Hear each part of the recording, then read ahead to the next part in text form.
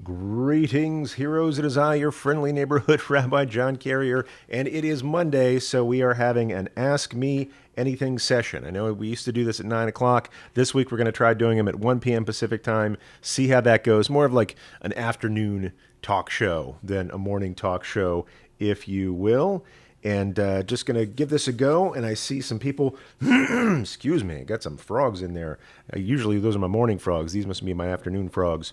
So we got Kathy is here and Karen is here from Philly. Good to see you, Bud Rod from Georgia. Val, nice to see you from Florida. Josh coming in from Alaska. Welcome, buddy. Good to see everybody here.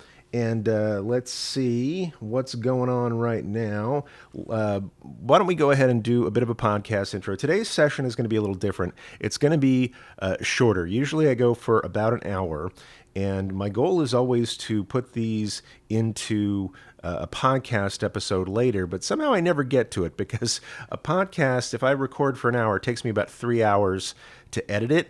And by then, like the kids are coming home with their homework and going to bed and all that stuff. So I'm going to try to do this shorter to see if it's a little bit easier to get out into a podcast format sometime in the near future. So we're going to go for about half an hour, maybe a little bit longer. I can't stop talking about Jewish stuff once I get started. That's on me. That's not your fault. That's my own jam. So sorry, I'm a little energetic. Someone was wrong on the internet earlier, and I just get so jazzed about that. I'm sorry, not that somebody was wrong. I was having an argument with somebody on Twitter. Check me out on Twitter if you want to see that. It's at Rabbi Carrier, and I don't tweet a lot, and now I know why, because it's just a storm of people being mad at each other. And I don't teach Jewish stuff so that people could get mad at each other. Sometimes I get mad, and Twitter does not bring out the best in me. So that's why I like to stay off of it for the most part. If you really like Twitter, just type in "yay Twitter." I know there's some great Torah being taught on Twitter, especially Rabbi Danya Ruttenberg just crushes all the Twitter as far as I'm concerned. She's been a guest on the podcast. So good stuff happening there. Most of it's hot garbage. Most of it's just like mean people being mean to each other. So in any case, I'll stop trashing on Twitter. That's just Lashon Hara against a publicly traded company, and who needs that? So let me do a little bit of an intro. Hero, if you are listening to the Jew Curious podcast, you are probably curious about Judaism. And being curious, you probably have questions. In this episode, this Monday Ask Me Anything edition of the Jew Curious Show, I will be taking questions from our live studio audience here on the YouTube. If you would like to be in the live studio audience for a future recording session of the Jew Curious Show live, please check me out on YouTube. Look for Rabbi John Carrier. Find out where we're going to be live, and you can join us. But I digest. Let's get into this live Q&A right after this bass.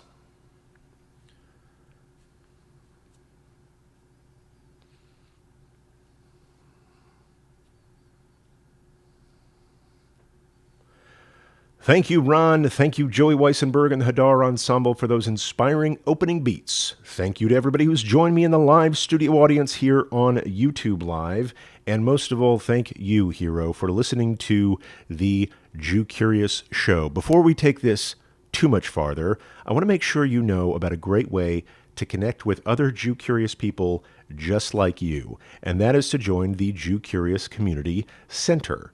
If you go to jewcurious.show/JCC, as in Jew Curious Community Center, you will find out how to sign up for this private, carefully guarded, lovingly tended, troll-free Facebook community where you can meet Jew Curious people just like you, ask questions, get support, give answers to other people's questions, or just make a few new friends who might be on the same journey as you. Again, that's jewcurious.show/JCC. Before I allow people to ask me anything, I want to give some quick shout-outs to the people who are with us live today. We've got Kathy here from Southern California. Karen's here from Philadelphia. Always at the top of the list, Kathy and Karen. Bud Rod from Georgia. Nice to have you back. Val is here from sunny Florida. I'm assuming it's sunny. I know they get some rain in the afternoon often. Josh says howdy from Alaska. And Milo is here from Denmark. Welcome, Milo. We are now bi-coastal and international, y'all. Welcome to Andrew from Nashville. Elizabeth is coming in from Maryland. And we've already got some questions coming in. I'll just say to people who want to ask questions, make sure you put a question mark on your question. As I'm reading through the chat, it makes it a little bit easier for me to see. So, Budrod from Georgia is asking, Rabbi, I will be attending a funeral for the husband of one of our community's rabbis. I don't attend the shul, but he was so warm to me, meant a lot to my journey. What should I do or bring, etc.? Budrod, I think the best thing that you can do is show up and bring your warm memories of this person and your warm support for those who are in mourning. This isn't a time where we necessarily bring gifts or anything like that. There's been a funeral already arranged, and the best thing that you can do is just show up. That shows respect for the person who has passed and the impact that they had on your life. It also shows support for the family members and close friends who are in mourning, because they're going to need your help. There is an interesting moment in any Jewish funeral that sort of says a lot about how we approach death in the Jewish community. You'll note that for most of the service, the memorial service, the hesped, that is the eulogies that happen, it's going to be focused on the person who has passed, and then there's this moment. If you are attending the burial service, where everybody takes a turn burying the dead. This is a custom we have of burying our own.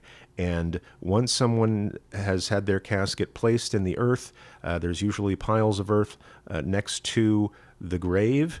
And then people in the crowd will take turns taking spadefuls of earth and placing it on the casket. This usually starts with close family members, followed by friends, and anybody who is attending can participate in this mitzvah. And it is a mitzvah to help lay someone to rest.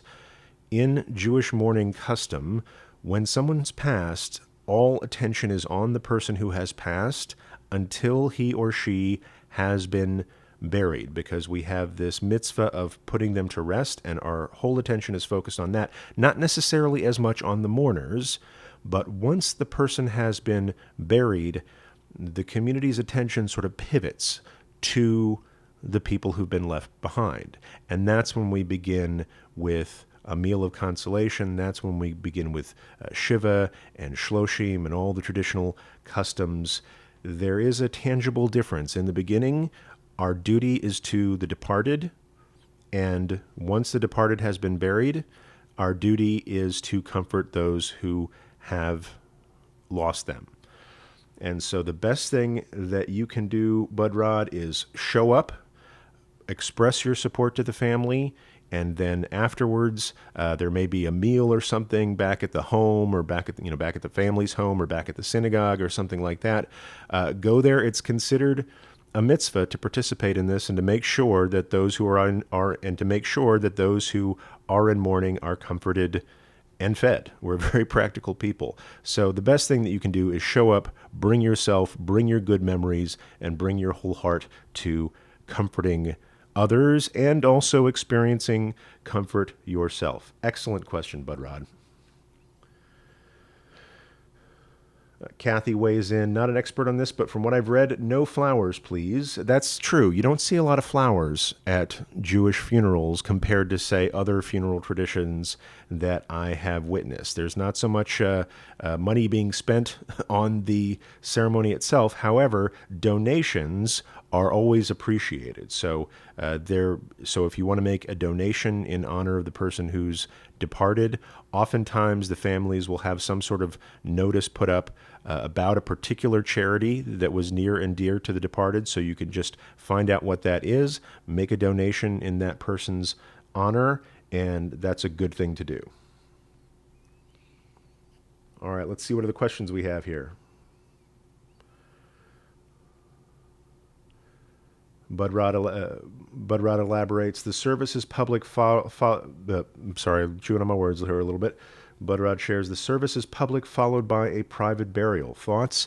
Attend the public service. Show your support. It's nice for the family and friends to see that you are there and to just be with the crowd, be with the community at this time. There's usually like a little sign-in book or a place to leave a note if you want to write a quick note for the family just to let them know you were there. I think that stuff is always warmly appreciated.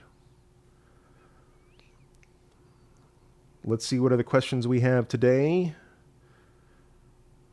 Val shares, in Florida, it is no rain and 102 degrees. Oh my goodness gracious. I have never been so grateful for the Southern California May gray, as they say. It's a nice 76 and cloudy, and then the sun, and then the clouds break, and then the sun comes out for a little swimming in the afternoon.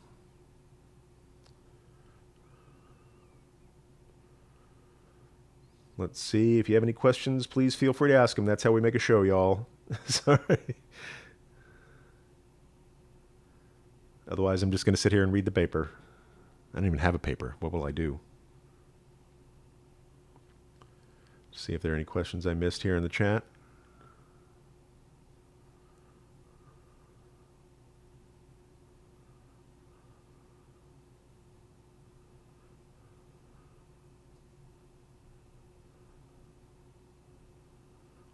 Yes, that's right, Kathy. It's not just the May gray, it's also the June gloom. I get tired of that after a while, but I'm always longing for it by the August and September furnace that is here. Not to mention the fall wildfire season.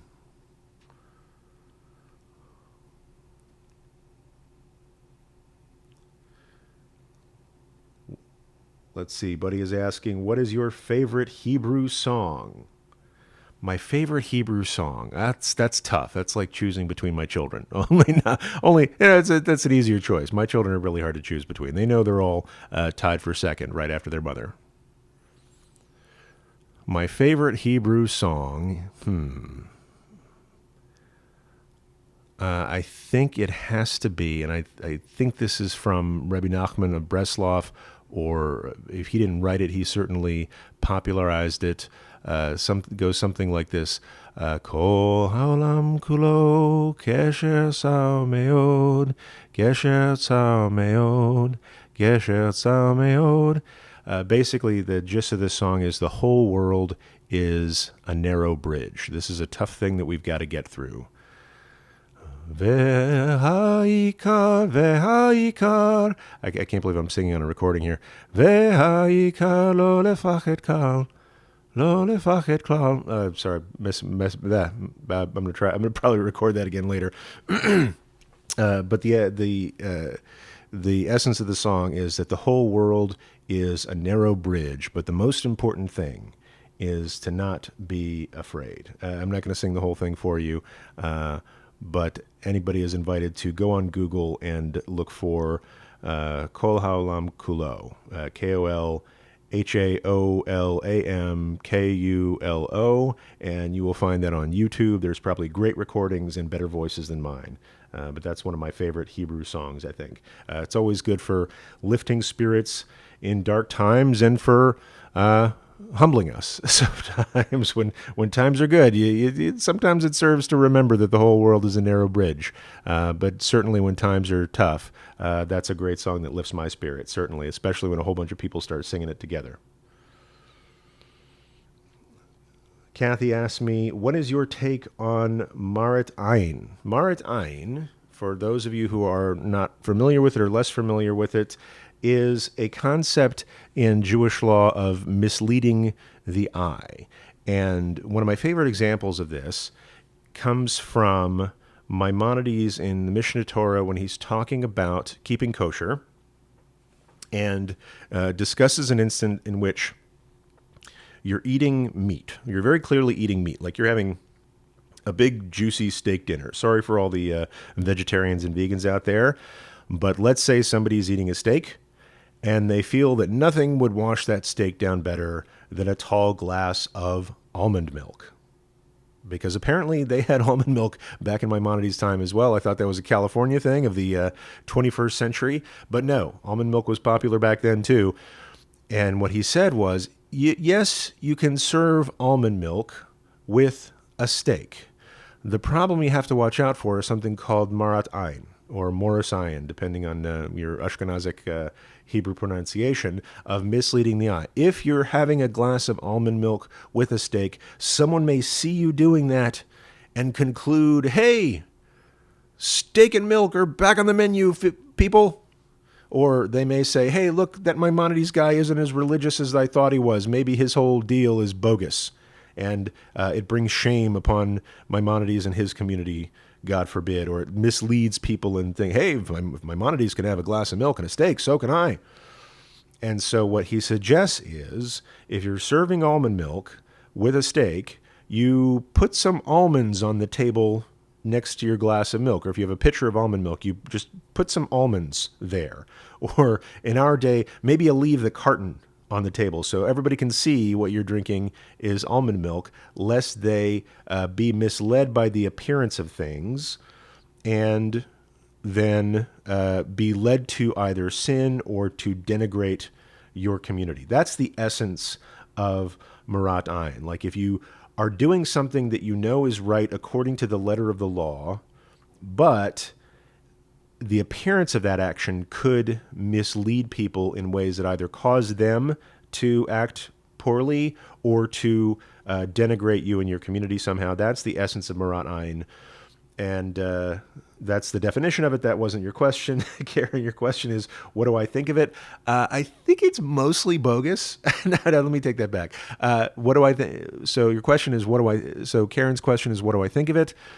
And I think you have to be judicious, if I can use that word. Like curious, this is judicious in your exercise of your spiritual practice and following the traditions of Judaism. You can't get too pent up on what other people think, right? You can't worry too much about appearances.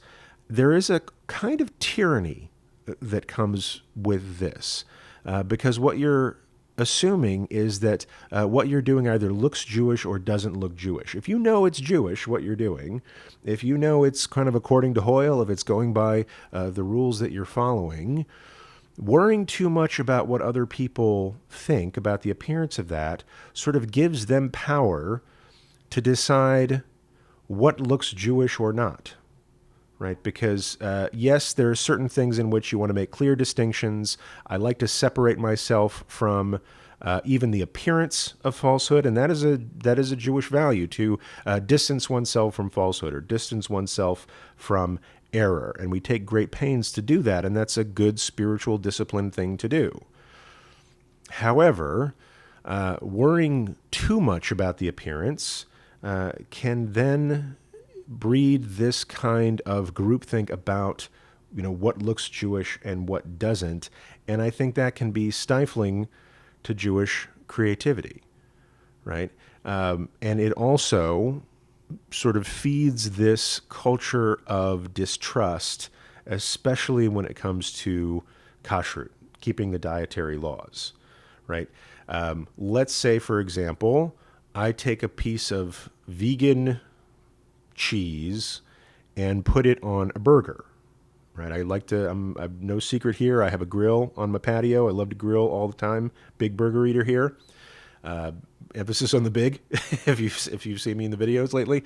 But if I put a piece of cheese on that burger, I'm pretty sure I'm not eating a cheeseburger, right? And my family knows I'm putting, anybody who's watching me eat knows I'm putting a piece of cheese on, putting a piece of fake cheese on the burger. But I will, take some pains to say, hey, how about this soy cheeseburger or something like that?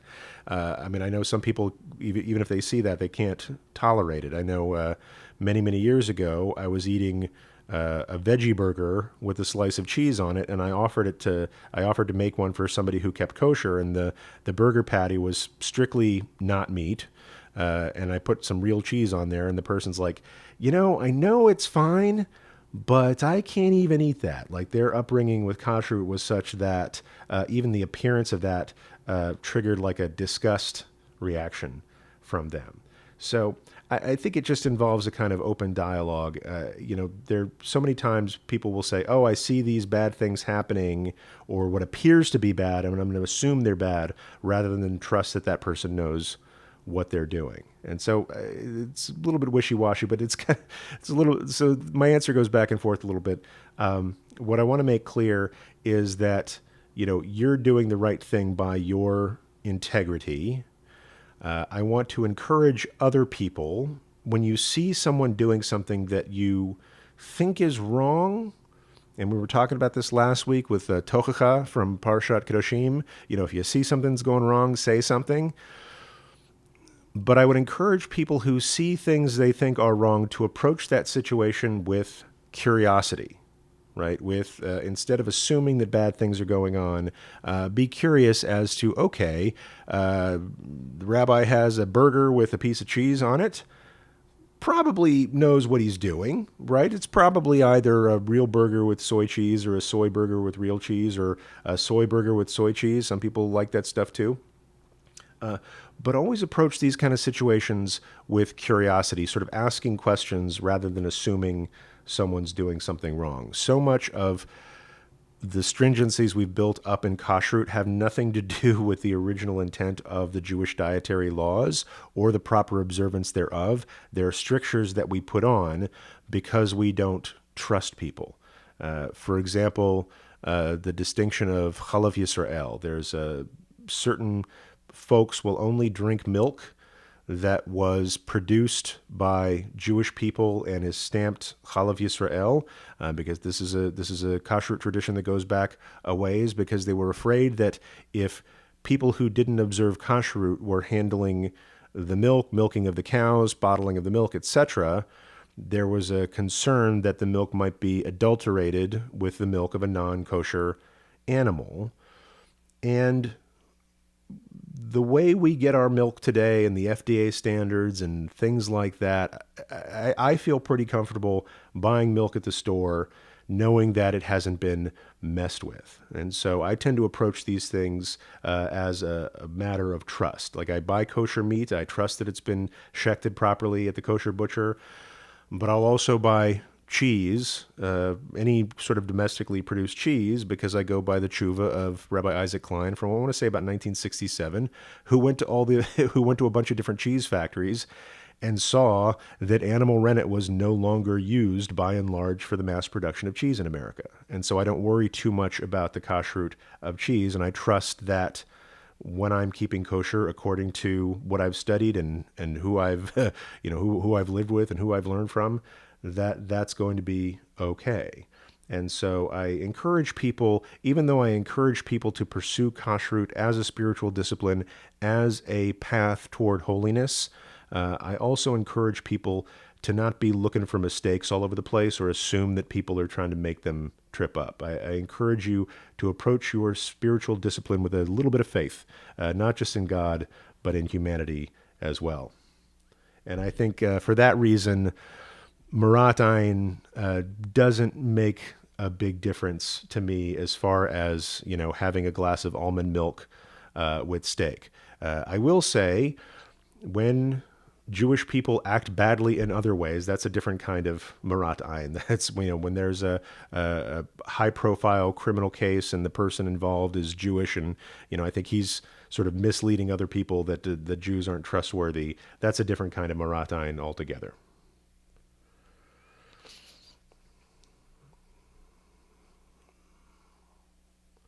Let's see, got some more questions coming in here. Andrew asks, excuse me, one second, I'm going to just a little drink of water before I answer this one.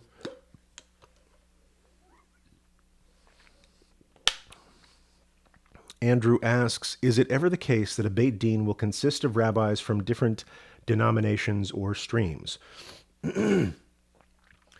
Yes, it is the case sometimes. I'm just familiar with one particular case here in the Los Angeles area. We have something called the Sandra Kaplan Community Beit Din, And this is a Beit Din of rabbis who are from different denominations and will sit on the Beit Din together.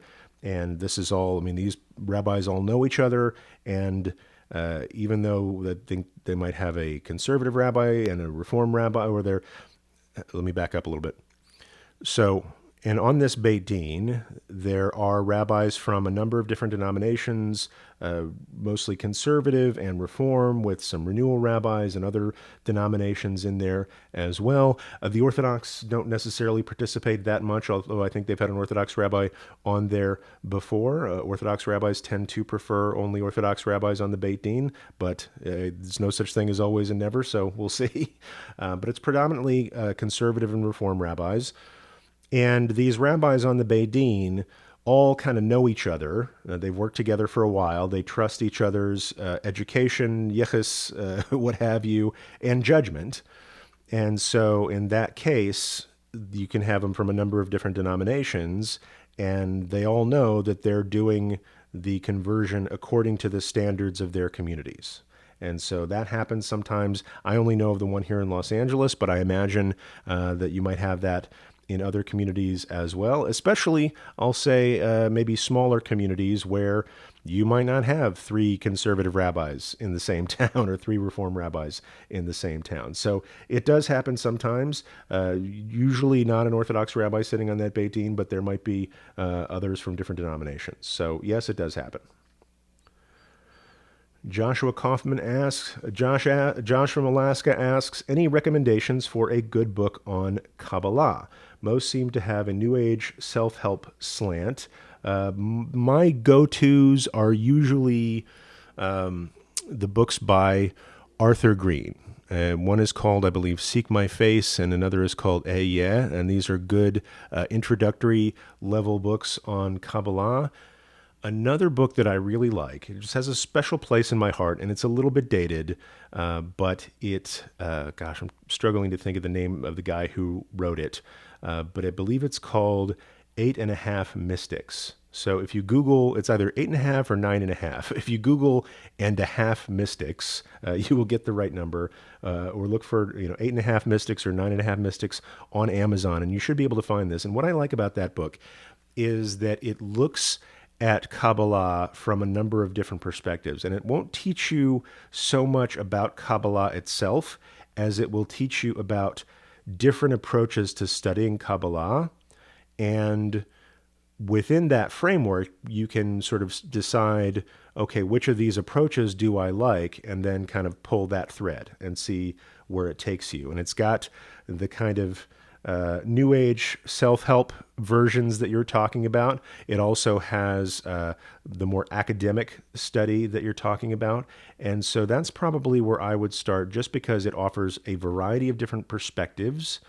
And then you can, from choosing the perspective that you are most attracted to, then go down that particular path. And that's probably where I would start. Let's see. Got questions coming in. Now we got so many questions I got to scroll up. Not a bad thing. Not a bad thing.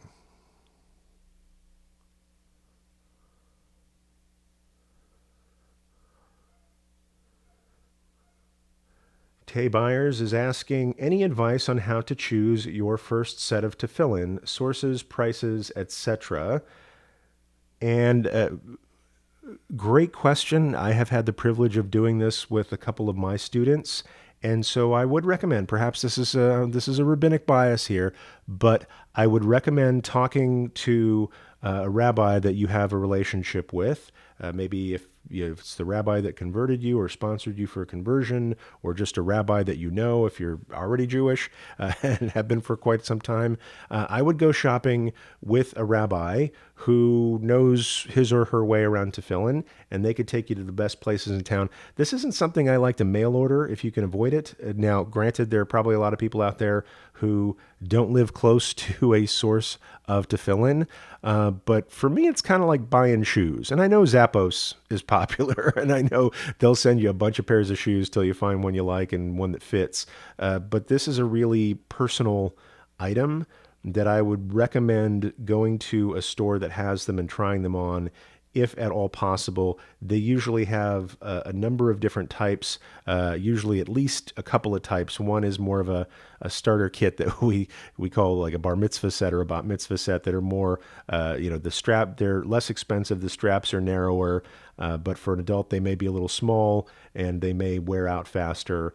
There are some that are more expensive, called gasot, that are considerably more expensive, but they will last your whole life, if not for several generations. And so it's kind of a consideration of what your budget is, how long you expect to use them, and whether you might want to pass them on as an heirloom or something like that.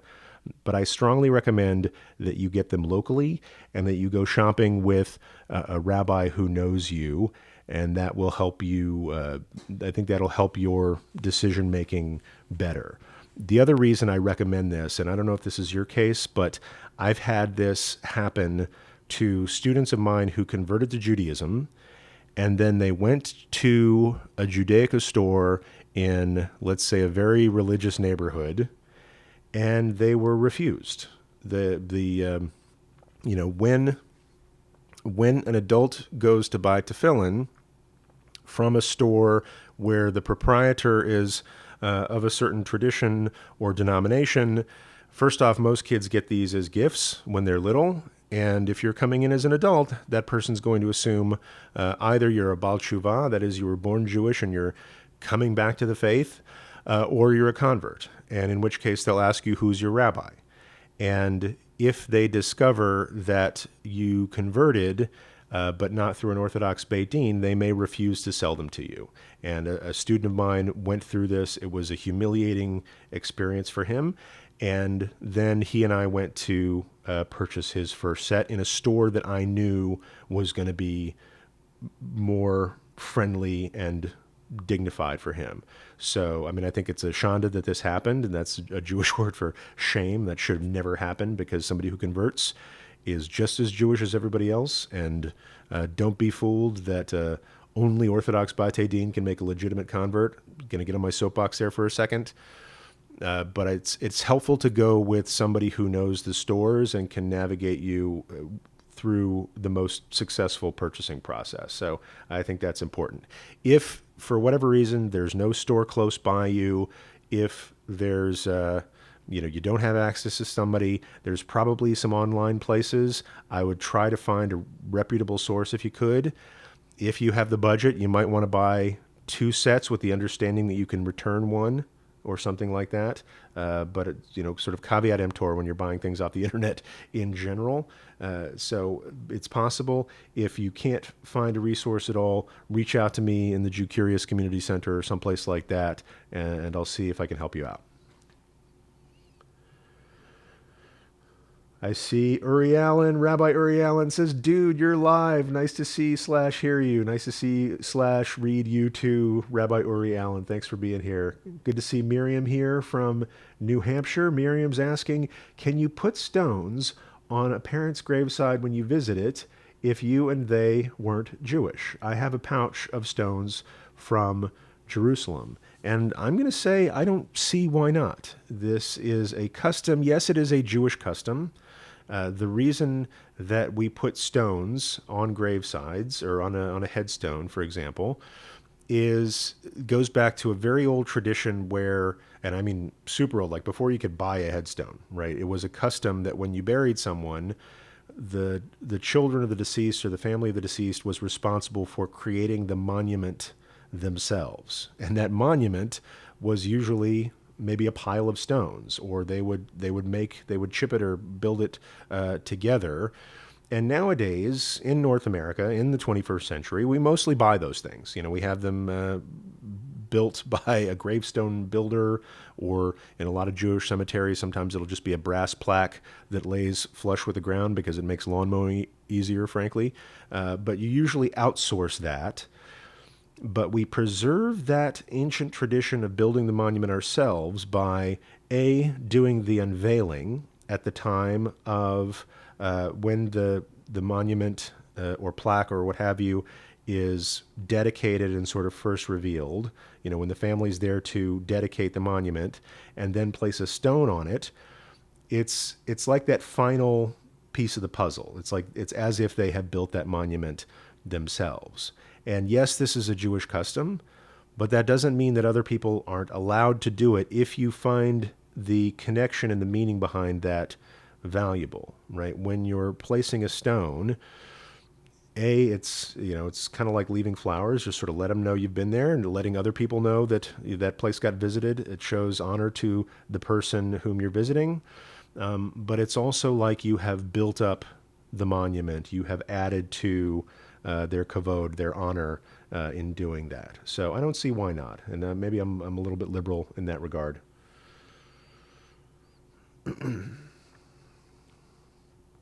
Let's see what else is going on here.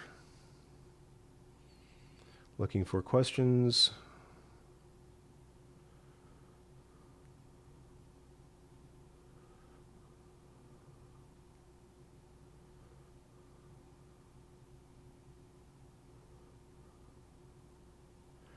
Miriam is asking.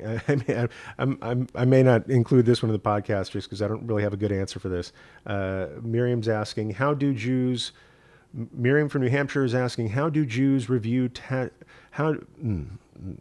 my words getting caught on me.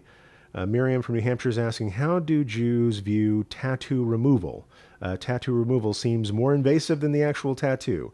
She says, I only have a patriotic one and a sports team. Which tattoo removal method is best? I have to say, I don't know a lot about alternative tattoo removal practices enough to tell you which one is best.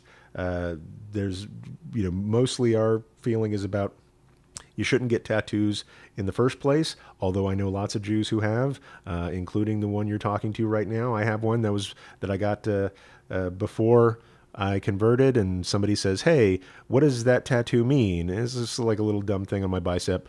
And I say that people are always looking for a deeper meaning. And I say the deeper meaning of this tattoo is I was once dumb when I was 18. And I thought I should have something permanent on my body. But people get tattoos for all sorts of reasons. Yes, it's frowned upon in Jewish tradition. If you want to get a tattoo removed, go ahead and get a tattoo removed. For me, it's like kind of like unringing a bell, I guess. I don't know. But I don't know that there's a particular Jewish or less Jewish mode of tattoo removal. If it's so invasive that it's going to jeopardize your health and your life, you might consider leaving it there. If you don't want it there, go ahead and get it removed. I hear they're doing great things with lasers these days, but I don't really have an opinion on proper ways of tattoo removal.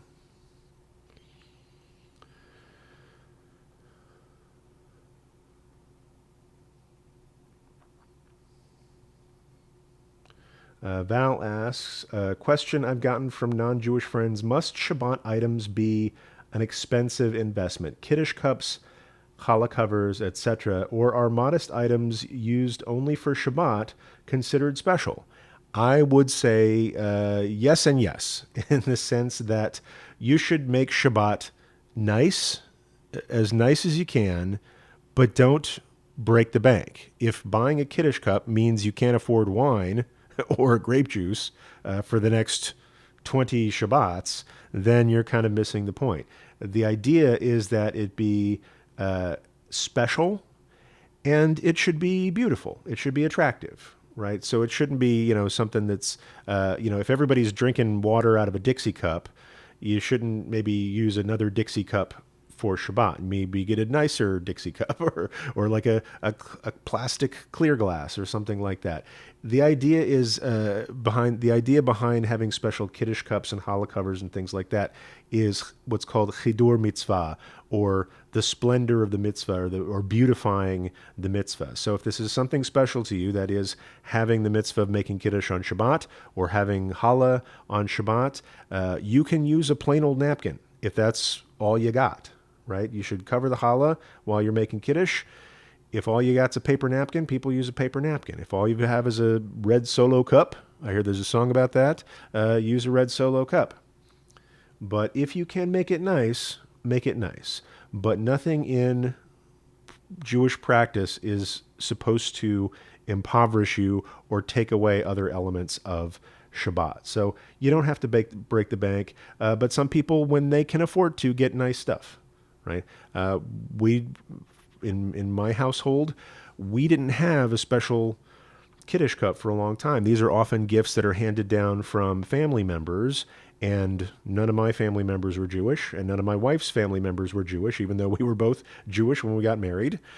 And so we had to register for a lot of that stuff. And even still, for several years, there were a couple of things that we didn't have. Like I think we didn't really have our own. Like I think we didn't really have our own Kiddush cup until I went to study in Israel, and I bought some nice ones or candlesticks or something like that. I forget what it was exactly, but these are things that you can sort of accumulate over a lifetime. They should be nice, they should be special, but totally in line with your budget. Because if you're spending a ton on a Kiddush cup and it means you don't get to eat nice food for Shabbat, then we're kind of missing the point. So that's my endorsement, and I agree with what Kathy says here. Just sort of the best you have.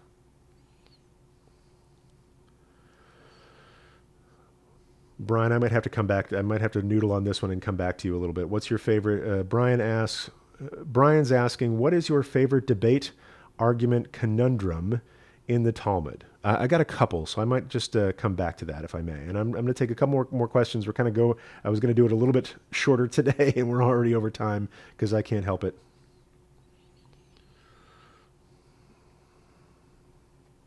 Let's see.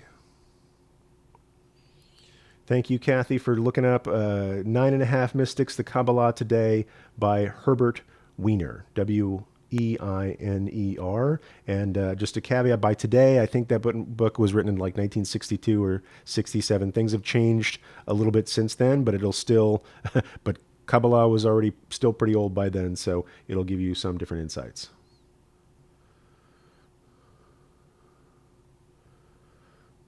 Let's see. I'm going to go back I'm going to just do a couple more questions here.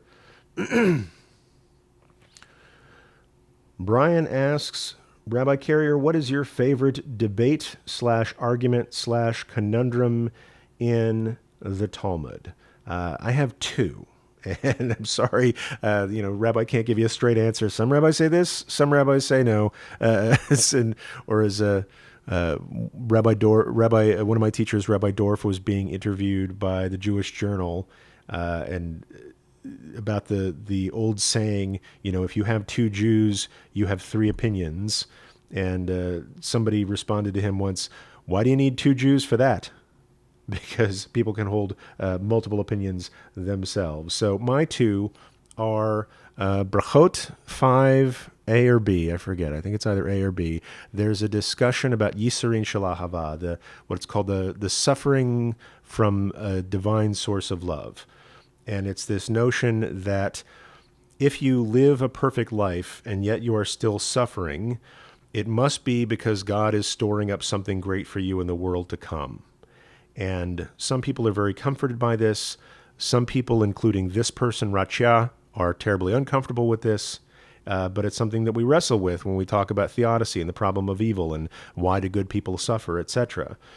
And then when you flip the page, it's the very same page, there is this long story about a number of rabbis who rejected this idea, who said, I would rather not suffer in this world than have a greater share in the world to come. And this seemed to fly in the face of some really religious dudes who trusted God to restore justice in the world to come. But these rabbis said, you know what, I would rather have a pleasant life in this world.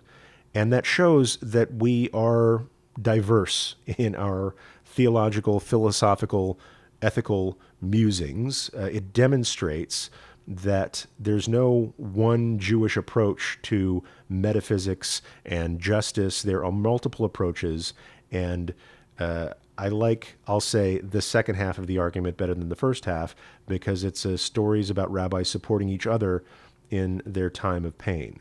And I firmly believe that God is not in the business of making people cry as much as God is in the business of teaching us to support each other. And so that's why I like that argument.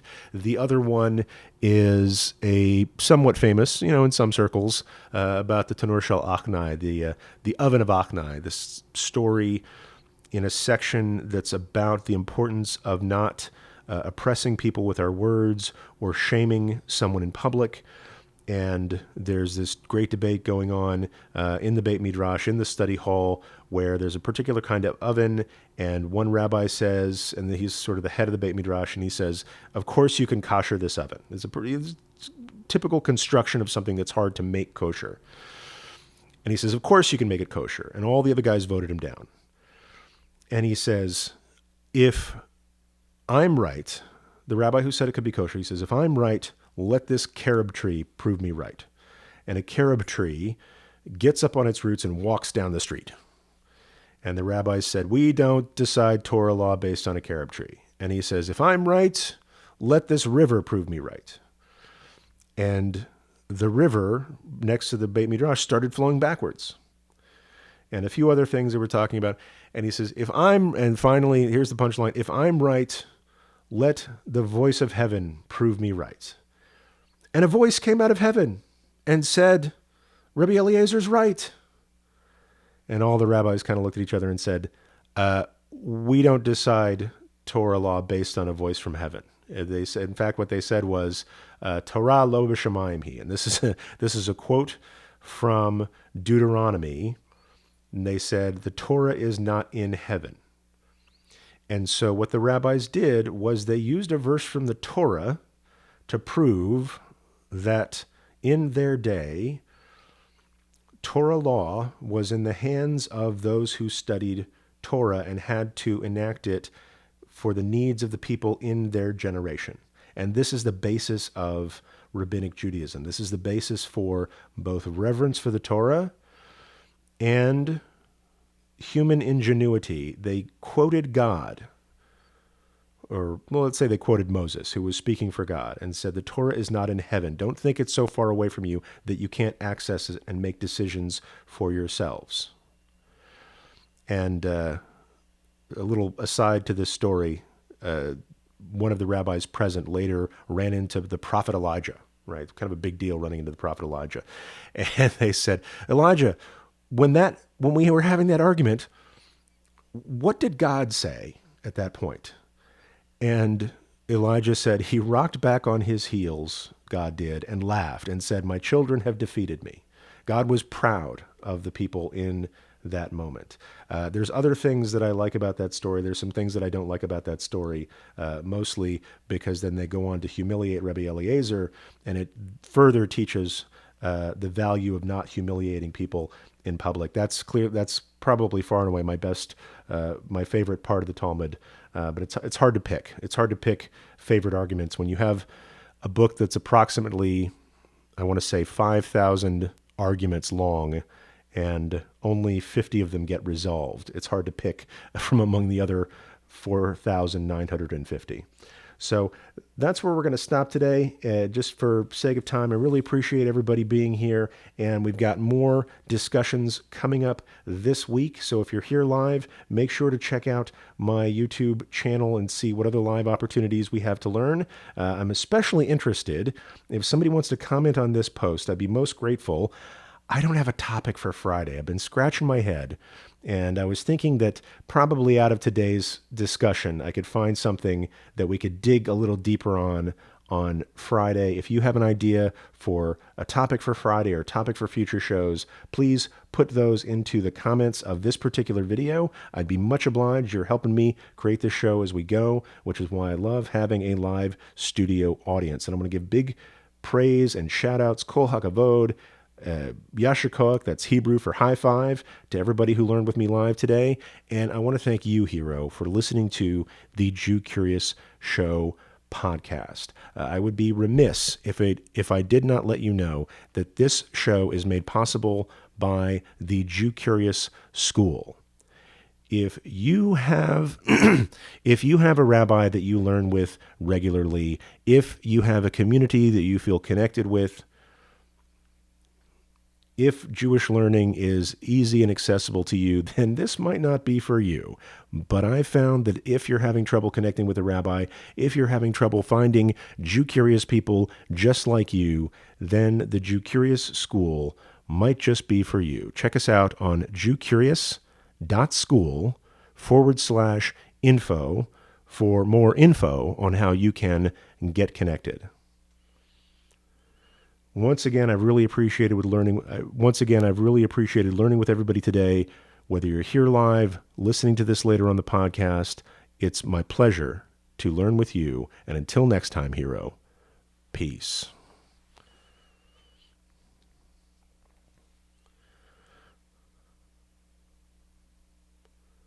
All right, everybody. Thank you for being here today. It's so nice to see Ruthie. Ruthie says, so people are asking a lot of questions about tattoos. I'm, my thing is, I don't know that you've got to necessarily, once they're there, I don't know about removing them because that's a medical procedure and that's always between you and your doctor. So I do have know people who want to have them removed. But I also want to bust the myth that if you have a tattoo, you can't be buried in a Jewish cemetery. Nowadays, that's mostly what we call a baba misa. That's something grandmothers tell grandchildren to keep them from getting tattoos. I have heard of Jewish cemeteries that would eschew burying people, but that's rare and not in most urban centers or other places you can find people who are willing to make an exception for you. But for the most part, it's not an issue anymore. So let's see what else is on here. Yeah, it's so great to see everybody. Thank you for being here today. Curtis, nice to see you. Ruthie, thanks for coming in. Elizabeth is here live. Hopefully this time isn't too disruptive for some people and it'll work better for others. Carla, nice to see you here. Robert Lee, thanks for coming in from Toronto, Ontario. All right, so I'm going to give my voice a rest. I will see you all at 1 p.m. Pacific, 4 p.m. Eastern Time tomorrow, and we'll be live every day this week. Don't forget to give us a thumbs up if you've enjoyed this particular broadcast, and if you will, be sure, if there's a topic that you really want me to dig deep on or open it up to the community to talk about, put it in the comments to this episode, and very happy to see you all here. Until next time, heroes, peace.